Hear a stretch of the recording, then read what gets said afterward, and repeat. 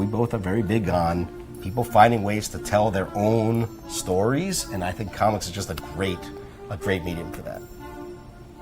This Create-athon was all about kids making art, specifically comic book art. From the writing to the penciling to the inking and coloring and lettering. We had lots of different materials, from erasers and markers and colored pencils. They're really using the real 11x17 Bristol board that most comic book artists use. I love that there's so many tools and that they mostly just let you do like whatever you want. We as a friend group actually make comics of our own, and this is kind of like a cool story basis to learn about what we need to learn to maybe go pro on this if we ever want to. Anytime that we can get learners to engage in multiple modalities of learning, we're giving them more tools to think critically about what they're creating and then in turn what they're seeing. The story I'm creating is a family's moving, and then so far I just made this little girl.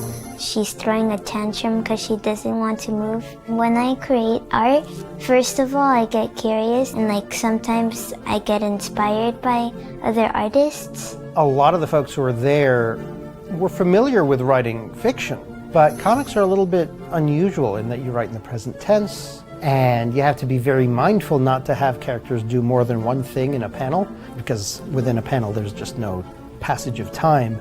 And so as they're writing, kids would take their comics and then arrange sound effects to go along with the comics so that at the end of the program, it was almost like a radio show. It was really, really neat. The fluidity of exploration where kids are starting with drawing and then adding some story elements, exploring sounds, and coming back to the drawing is really exciting. I didn't realize how much effort goes into creating a comic book. I like the fact that people like us can just walk in and learn something new. Everybody's artwork was very unique and very much connected to who they were.